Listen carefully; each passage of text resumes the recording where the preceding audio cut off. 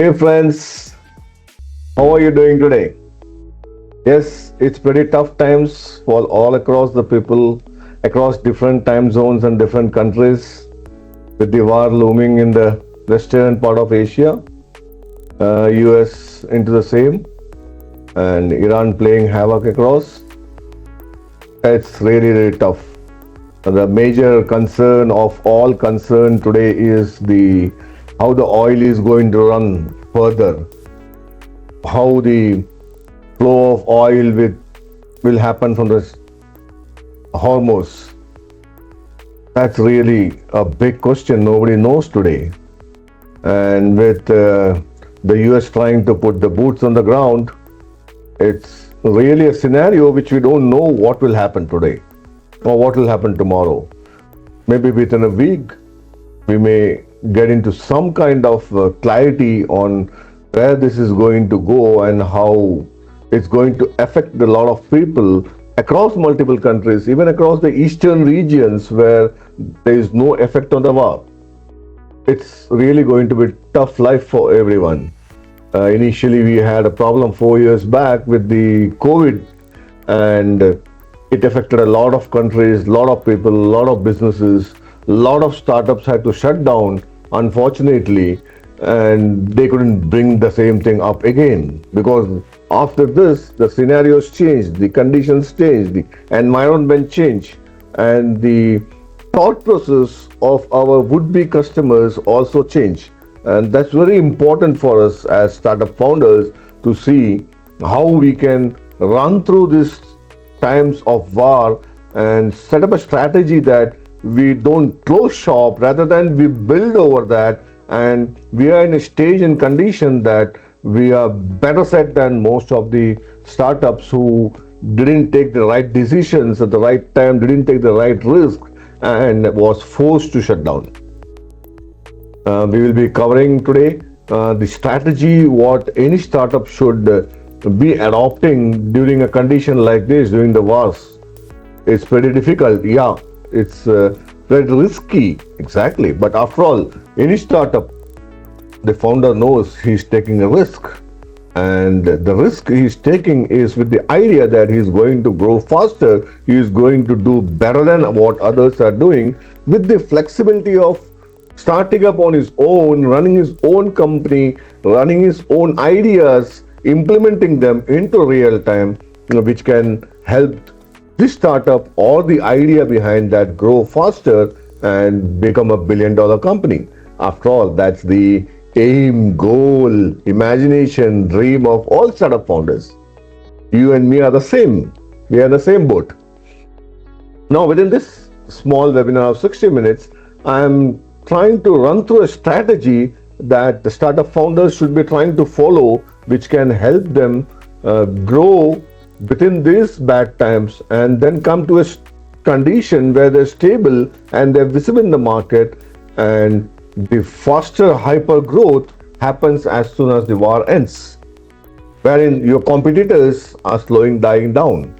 They are not ready to take the risk. They are not ready to play around with the playbook that they find. This is where you should be successful, and you should start taking decisions. You should change your mindset, your thought process as per that. You can look at the image. This is really what's happening today. You may see such images on the TV of people, places being bombed, places being broken down. Now, unfortunately, it's not so bad as we see in the images, but yeah, this is what we are looking at in the future if things don't come in control or is being controlled by the senior leadership of this world. The bigger countries, the developed countries, the senior leadership should take decisions that war is not helpful for anybody.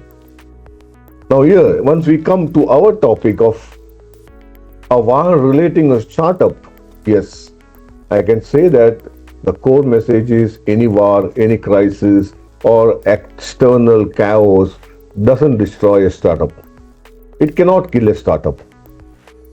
What kills the startup is the internal panic, that happens within the founders and the poor decision making that leads to a decline, that helps them kill themselves faster.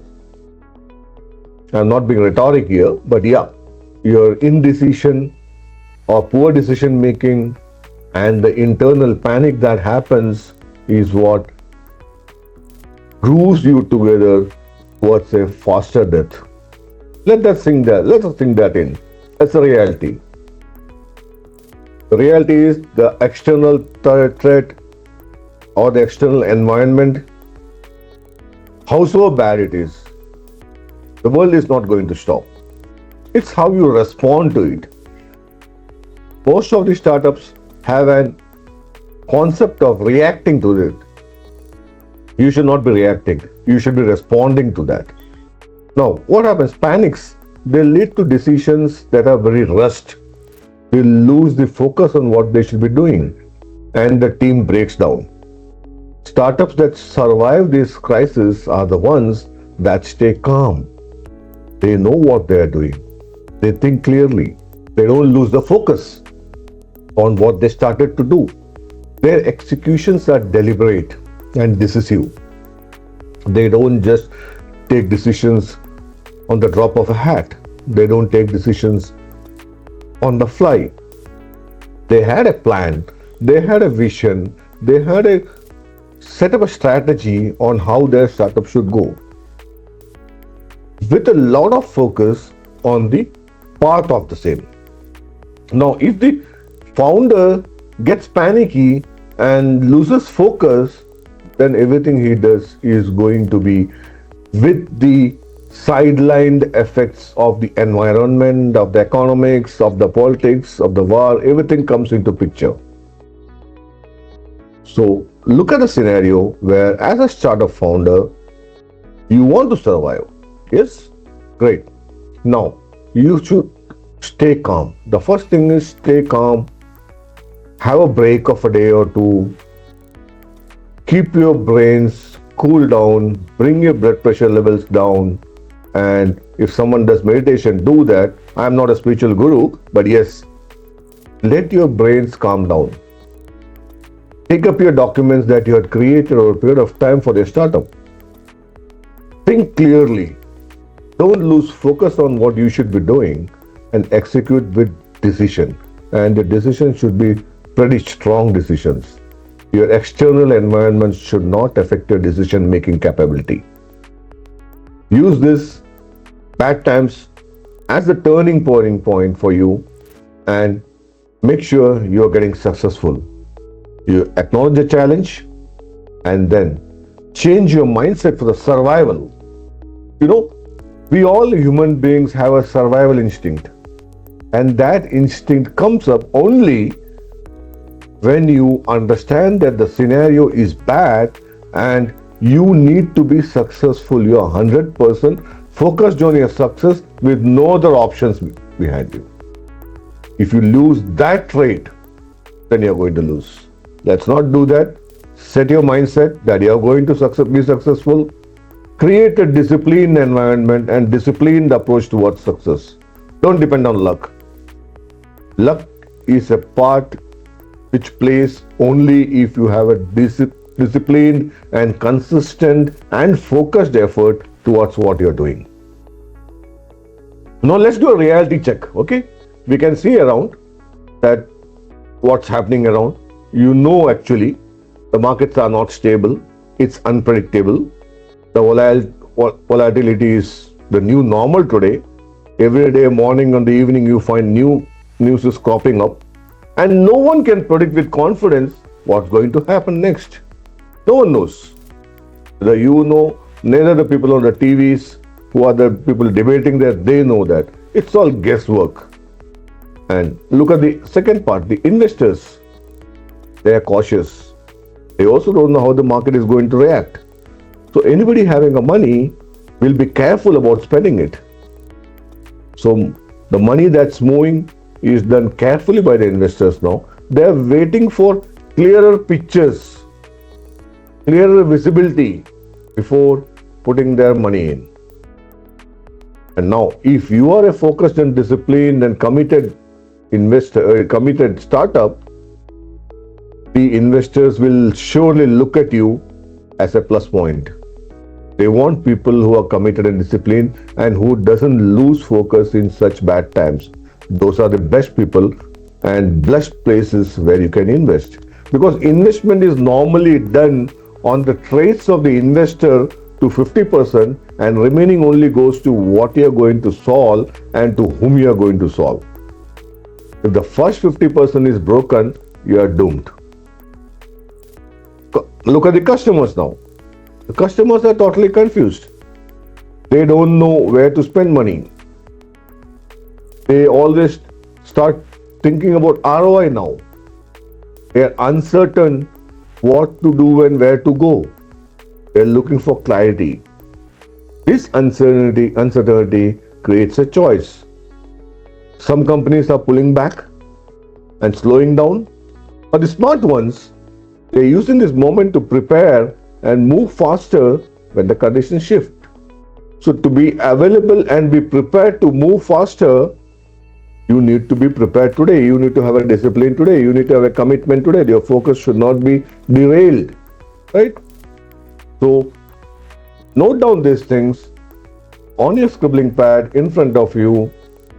What is the status of market? This is a reality check. What is the status of markets? What is the status of investors? What is the status of customers? And what are their thought processes? You can even put yourself in their shoes and think what you will be doing if you are an investor or if you are a customer. This should help you regain confidence in your own self. In your mindset, it will keep telling that you are being successful. Now, this is not a pause moment. It's a moment for positioning yourself. This isn't about slowing down or taking a break. It's about making a strategic move. You will find the people or the companies who take a break or slow down is because they are fearful. They have lost their focus because of this insecurity across and around the environment. So now they are pulling back. Think it like a chessboard. What matters is how you position your pieces, how focused you are on the different options available for you. The distinction matters. But positioning is intentional action. You intentionally know, if I place it there, what all options I am going to get in my next round. You are thinking of those rounds in your mind before you are placing a pawn. Before you are placing a coin, right? So don't pause, but reposition yourself in such a way that you have a deliberate and calculated and forward-thinking thought process. Your focus should be forward-thinking. Look around, look at options that can come, the pros and cons both, and then work on it with a new strategy. Now, what actually happens in these bad times? Okay, I'm giving you two scenarios. One is the larger companies and one is the startups. The larger companies, they have slower decision makings. The decisions need to trickle down from the top in such bad scenarios. The decision cycles are longer. The budget freezes because they are not ready to take risk. There are internal politics. They try to avoid risk because there are people, the investors in them, whom they are to answer. Whereas in a startup, it's a different scenario. It's 180 degrees out of sync with the larger companies. The founders can take faster decisions. They know what to do. They can directly access the customers. They can get their feedback. There is low overheads because it's smaller setup, the beginning stages, and they are highly adaptable. They can adapt pretty faster than any of the bigger companies. I'll give an example. If you are looking at a scenario like India, where we have multiple festivals in different places of the country, okay? If you go to the festivals, you have these small startups, it's not startups, smaller people who do businesses there. Those businesses exist only for a particular period of time. But these people adapt so fast for one particular uh, festival, they change their whole inventory. They have a different marketing style. 15 days before the festival, they bring down the prices or bring up the prices as per requirement, and they can do that at the drop of the hat. The decision making is pretty faster, and once the festival is over, they finish up the inventory, they get new inventory for the next festival or next function. So how fast they can adapt and change? Do you think any of these bigger companies can do that? This privilege is only for the startups. The adaptation cycles are pretty low. The decision making is at the drop of a hat. You can take quick decisions. You need not go through a whole cycle of bureaucracy for that. And other than that, the budget shift, it does not freeze. Budget shift, they don't disappear. It goes from one place to other place for bigger companies. Now, in this condition, what happens? The attention becomes dramatically cheaper because there are less players in the market, less new incumbents, less new startups, and so the attention or the advertisement that becomes cheaper for you. The less the competition, the more you're visible. But you have to make yourself visible. The competition goes down, and also the talent becomes available. There are lots of layoffs across companies, and those are senior level experienced talents that's available for you, a bit cheaper than what they could be when the market is good. And these are the positive things for any of the startups. Now, if you see at this image, these are the headquarters of some of the basically most powerful companies. But if you go back a few years, these all bigger companies were founded during an economic crisis or during recessions. Why? That's a question for thought. Why does companies that are founded or survive of this during the initial stages, any recessions or economic crisis or political crisis, when they survive this, why do they grow fast? Because when the times are the hardest and the toughest, opportunities emerge. New opportunities come up. The competition drops and talent becomes available. And with all this coming, your customers, they need shift in new ways. Just think of 4 years or 5 years back, when after the COVID times, how the market changed, how the customer buying habits changed. All these e-commerce companies which were doing home delivery, which were doing food delivery, they all boomed up during and after the COVID. It was a new scenario, new business model, because the customer's thought process changed. They were looking at new things, new shift in the new ways of life. So any crisis doesn't destroy markets, it fundamentally reshapes them. The way of business, the way of a customer profile, the way the customer thinks, acts, and asks change. The companies that adapt and innovate during these downturns often emerge as leaders. Now, the question is, do you want to be a leader, or do you want to be someone who scales down, pulls back, and waits? The question is very simple. But there's a big, deep answer behind that. You need to think of yourself. You need to ask this question to yourself. Sit alone for a few hours and ask this question: what do I want to do? What's my goal? Do I want to grow up, scale up when the competition drops, when the talent is available, and the customers' ideas are changing? Do I need to adapt and innovate for them? If yes, then you are successful. This is about luck. It's not luck. It's about recognizing the difficult periods and then create the conditions for breakthrough throughout them. We need to find a way through which we can navigate the hardships of the economic crisis and create bold moves. Now you should use this as a lens to find out, is there something that the customer would need extra, would need different, newly packaged? and how many of my competitors are going down for the same market, same kind of variety of products or services. If that goes down, I have a better opportunity. Let me use it. Not sit tight rather than use it out.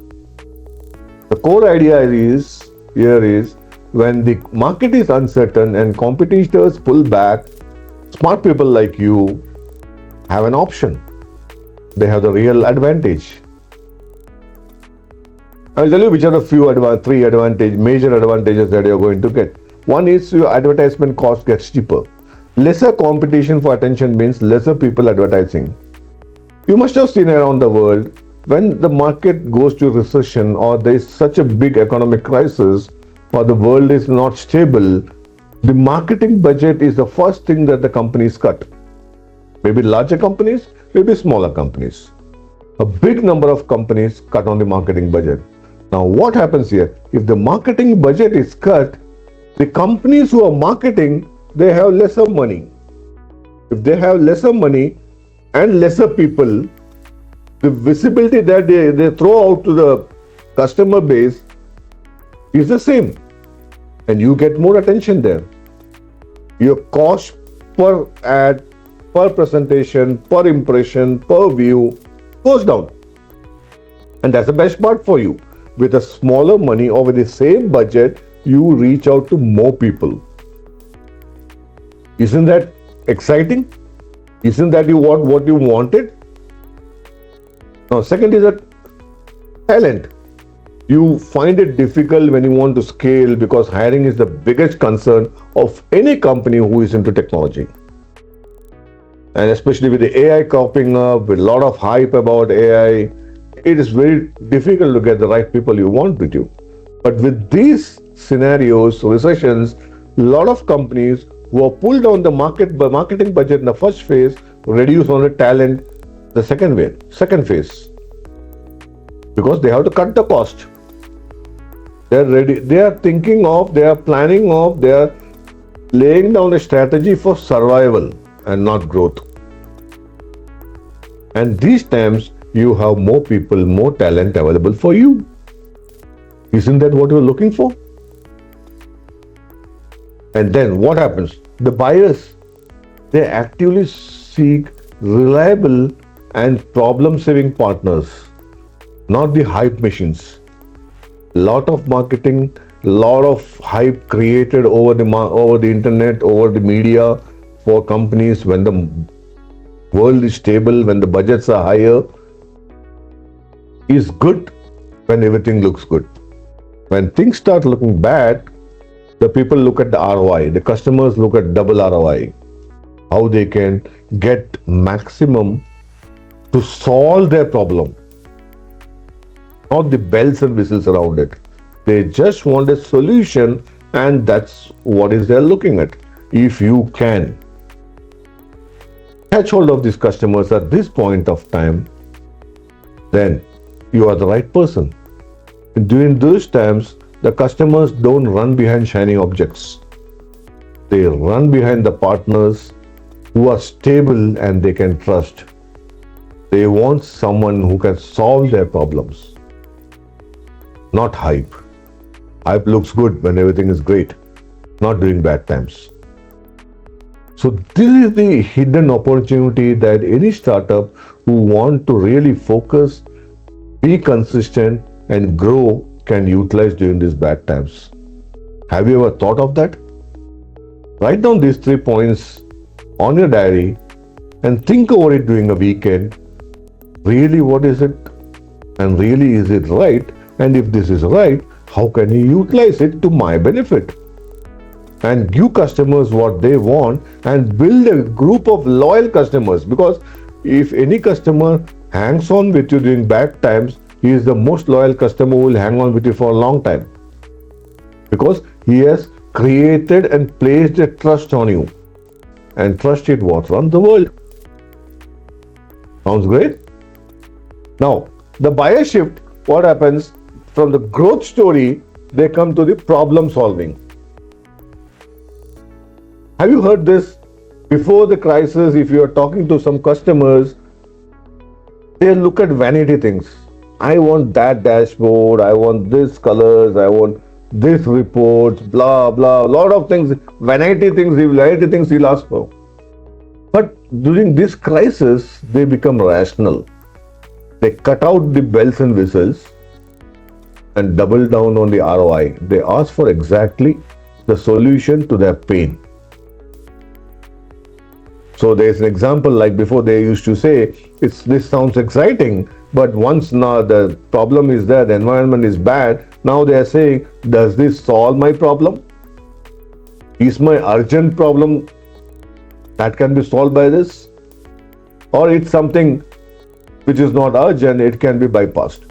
If your solution or idea is solving a real problem for a customer, he is looking only for that module. He is not looking for bells and whistles at this stage. And if you can give that, you have that customer staying with you. And as you grow, as these situations improve, you can keep on adding bells and whistles. It's easier for you because you already have a customer base. Now the strategy framework for you would be, you need to survive now, number one. Number two is, you need to capture the world. I mean, capture your ICP customers. Once you have done this and once the world starts stabilizing, that's when we scale and diversify. When we move into newer markets, we build new offerings, new bells and whistles. This all happens on the period of capture where you are getting customers and you are getting successful. It's easier for any startup to survive and grow during this stage. The only criteria being the mindset of the founder being rational and not emotional, and he has a dedicated and consistent effort without losing his focus onto what he's doing. It's like climbing a mountain.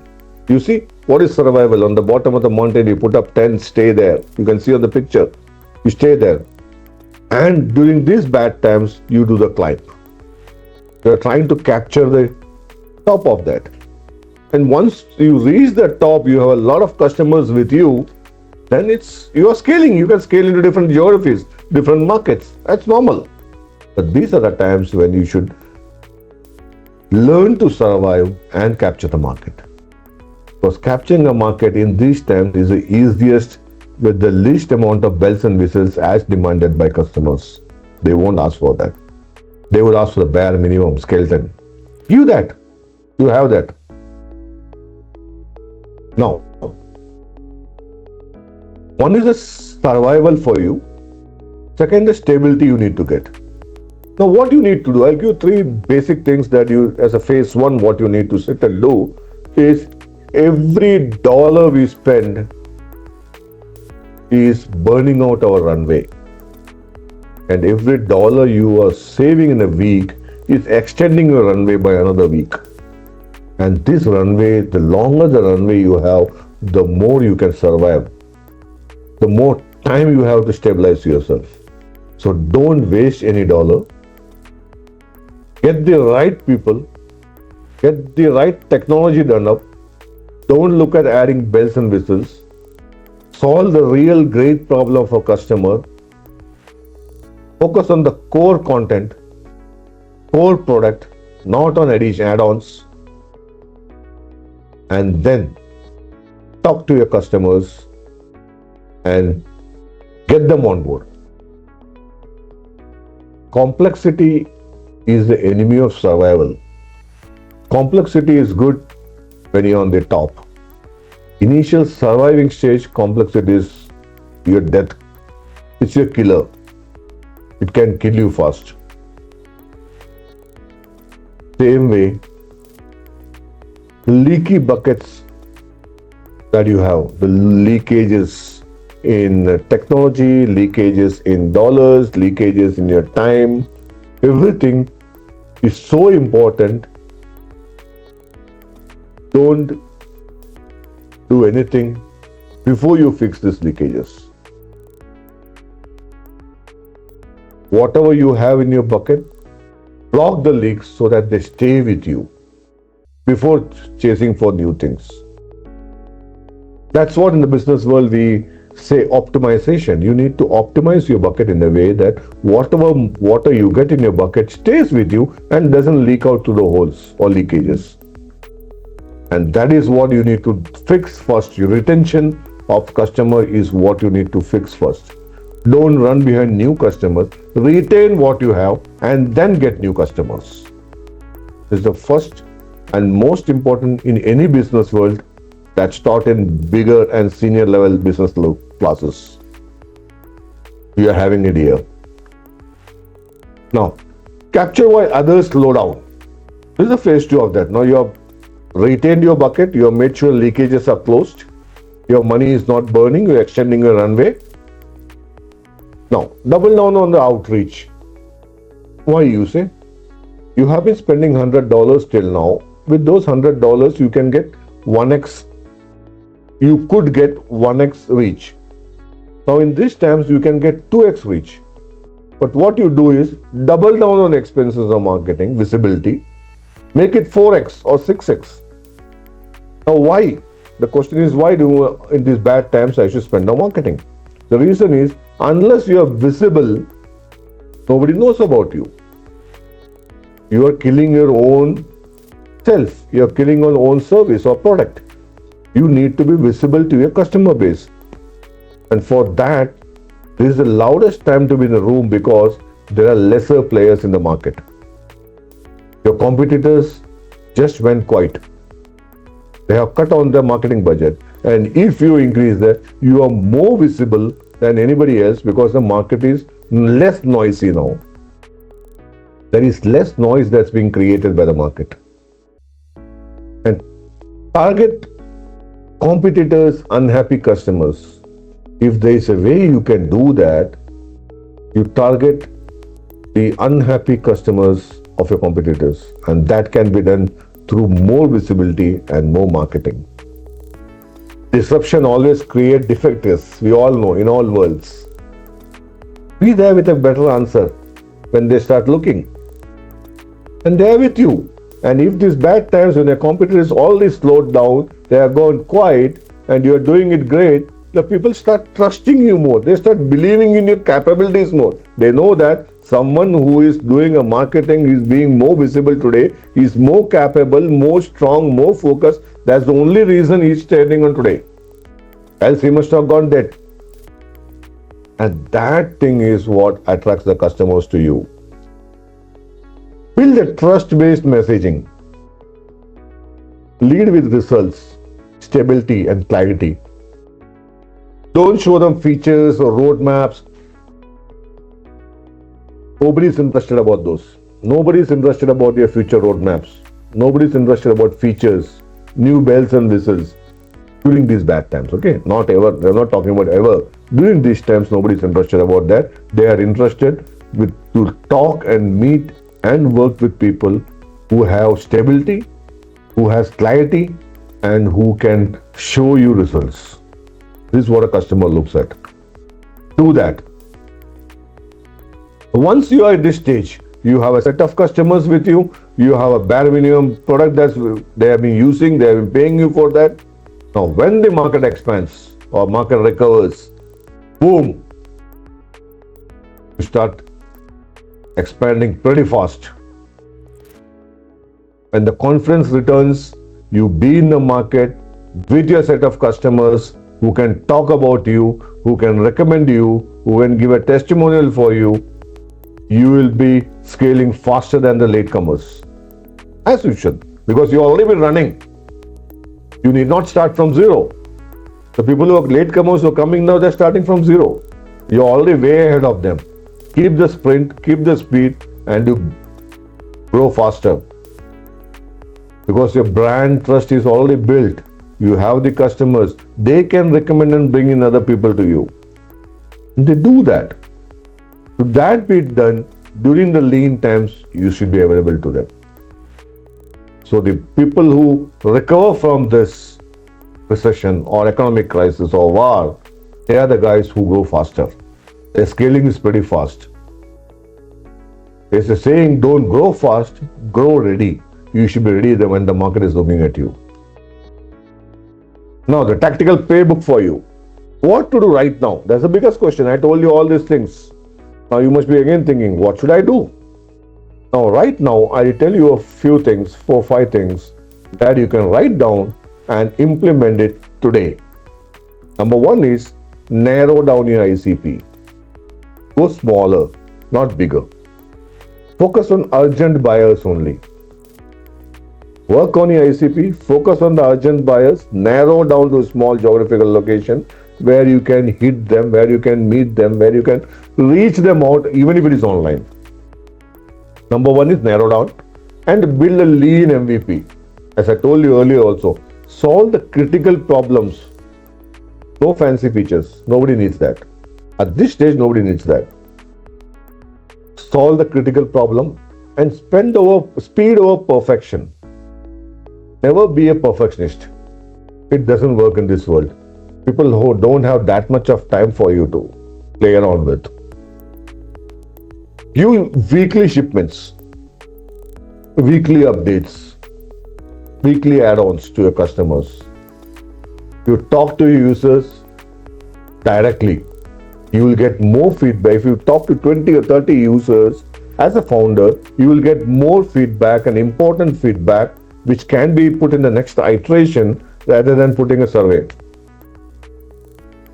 So talk to your customers directly, get the direct feedback and start iterating them slowly, week by week. Every week you should have a new release, new update for them. So the people who have given you feedback, they feel happy. Consciously they're happy that this is the right guy, I can trust him. I told him something last week and 2 weeks is available for me. And not only for me, for everybody. That brings a kind of confidence with your company. And they would be open to recommend you to anyone. And build the trust contact. Always.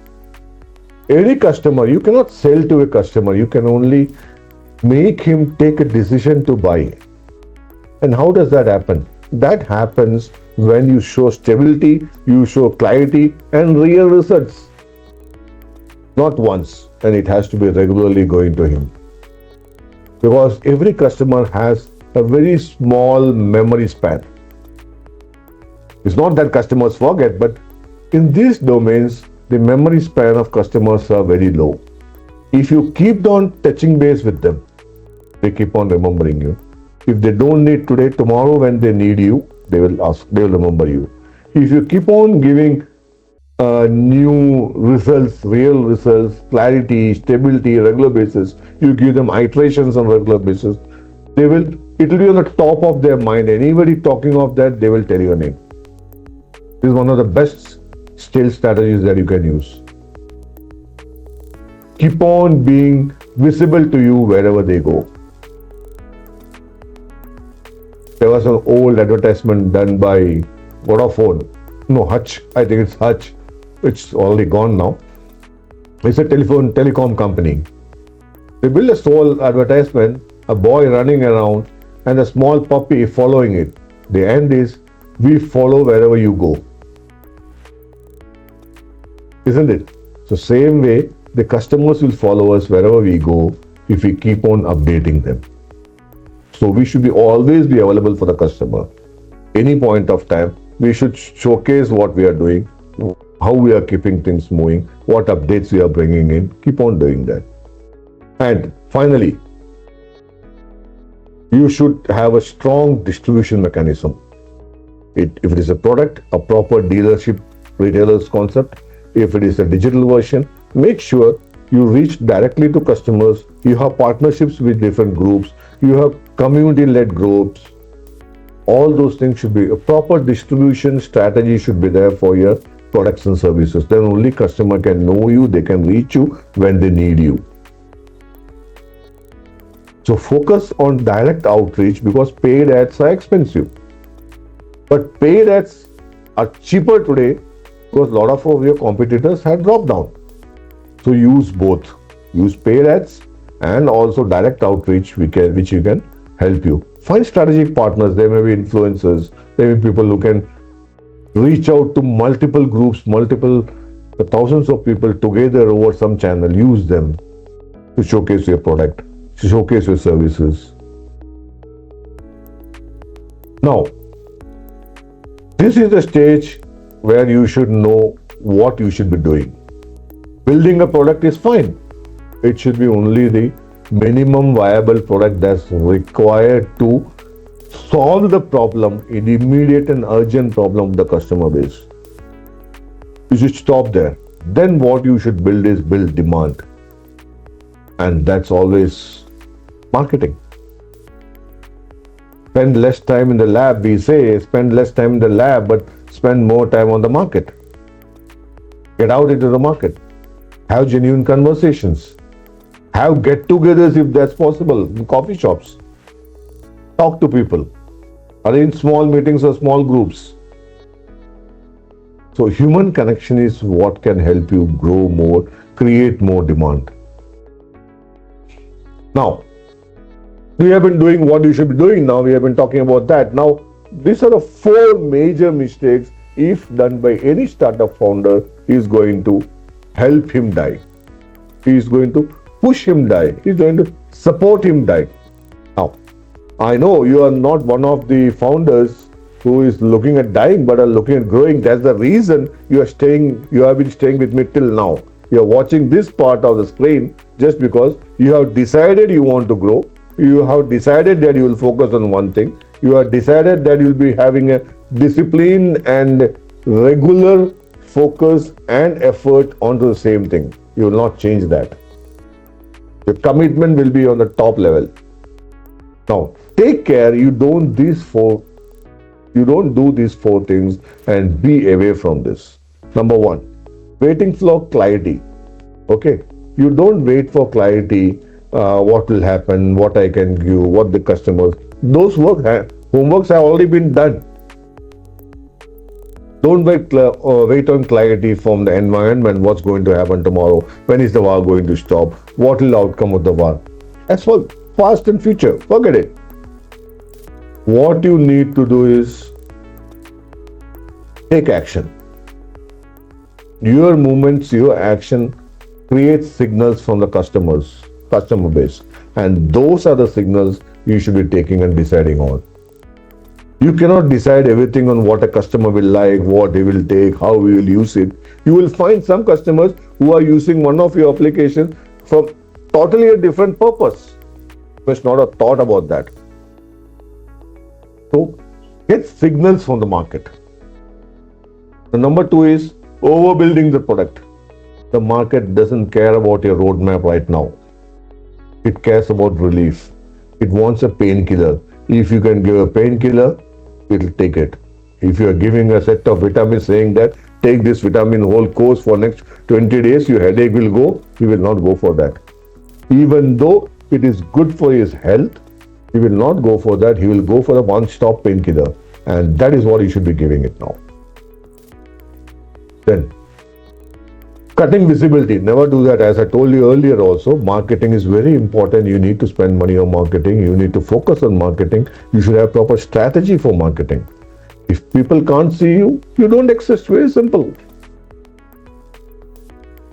You exist only if people see you. Else, you are the best kept secret in this world.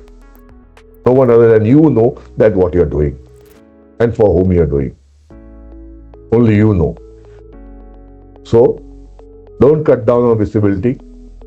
There's a saying, going dark is a slow motion death. Don't go towards death. Ramp up the marketing and visibility building. There are a lot of ways of visibility building. You can put on blogs, you can put on podcasts, you can put on videos, you can put on ads, everything is there. Use a combination of all things to make sure you're always visible to your customer base. Whichever channel he goes, wherever he goes, he finds something about yourself. And that will create your brand. People will start thinking about you, they will start asking you, they will start talking to you. And don't take any fear-based decision. Don't react to problems. Whenever you get a problem, take a break of 2 hours, think over it, have a glass of water, cool down, and respond. Never react to a problem. If you react, it may not be the right result. If you respond, the other person or the problem itself is going to cool down. Fear driven actions compound. Whereas if you respond to something, it reduces the problem. Very simple. So don't create those patterns of reactive or reacting to things. Create patterns of reaction and your growth will be there. Else you are stamping and signing on your own death warrant. Now your competitor is not winning. Okay. They are just not stopping. They are running. Now you are in the same race. Don't ever think that your competitor is winning here. Forget the competitors who are stopped out, who are dropped out of the race. They are gone out of the race. Now the ones who are running with you, don't take a decision that they are winning. They are not winning. They are just not stopping. They are running it. And you should be running with them on a long term. This is the mindset success. If you're in your mindset, you have declared that you are successful and you are showing up and pushing throughout the day after day, you are going to win. The winners are the guys who are simply not stopping and they keep on running. Now, the real world scenario, I'll give an example of two different startups. The same thing, the same service, same kind of customer base, but take startup A. With this war coming up, he cuts the marketing spend, he delays the product updates, he waits for stability. Let the war finish, then I will see what we can do.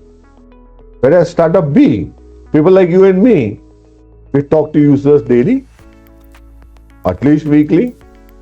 We ship small updates constantly, regularly, maybe a weekly update for your customers. We double outreach efforts. Our visibility efforts double. Now, you can know the answer of who will be successful, who will be dead. Do I need to show you that? Here we go. Startup 1, after 6 months, 0, invisible, no traction, missed the winter entirely, they are gone dead. Whereas B, he has become a niche market leader. The niche he was targeting on, he has become a leader. His pipeline is full, he is growing.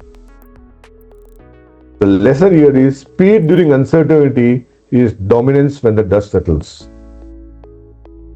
There are a lot of companies in the last recession, 10 years back, financial recession, many companies ran the race. They didn't stop.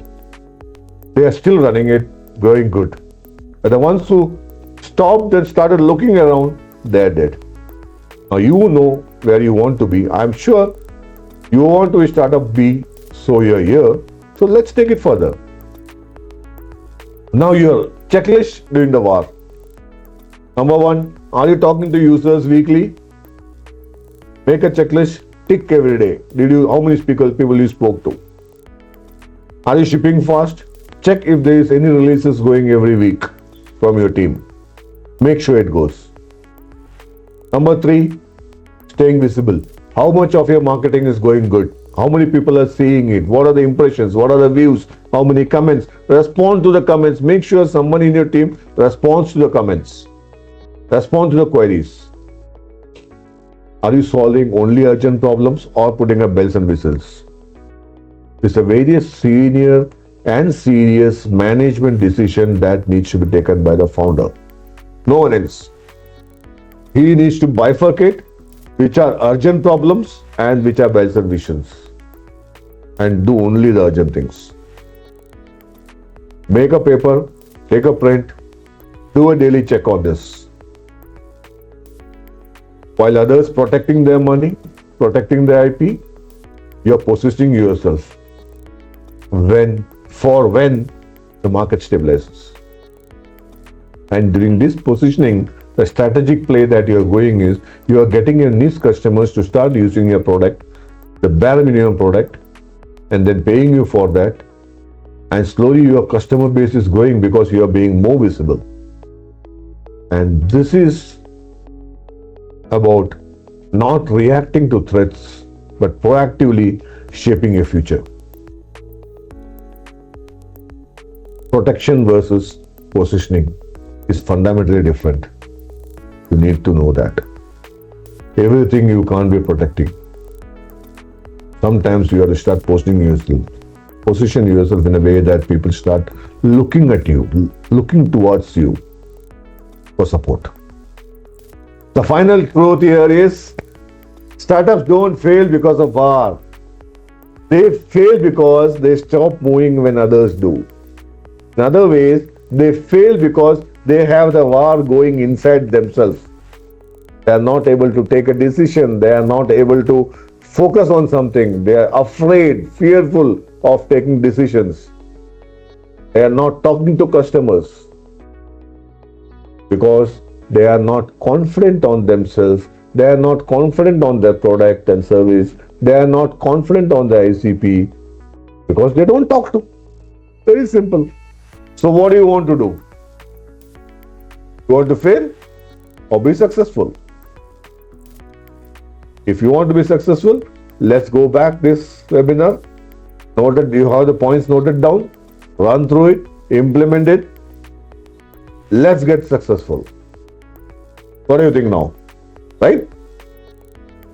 Now, the next 30 days mapped. Don't guess. Get a roadmap. Yeah. Now, how you should be moving from your current to the successful stage. If you're building right now and feel stuck, one conversation can change your next 30 days. Number one, a free strategy consultation, no pitch, no selling, just clarity. Now, don't tell me it is free, you're going to stay with me, talking to me for the next 6 hours. No. And half an hour clarity call that can give you focus, that can give you a confidence, that can give you a discipline to note down and work upon to get the clarity for your business. Yes, your business ideas, your roadmap will be discussed. That will be 100% NDA protected. Whatever you share will stay private. It will not go out. Between you and me, one-on-one. And a clear roadmap for you.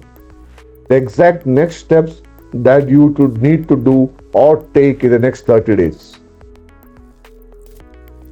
Based purely on your business model, on your business logic, on your ICP, on your customer base. Exactly customized for you. Want to do that? Okay.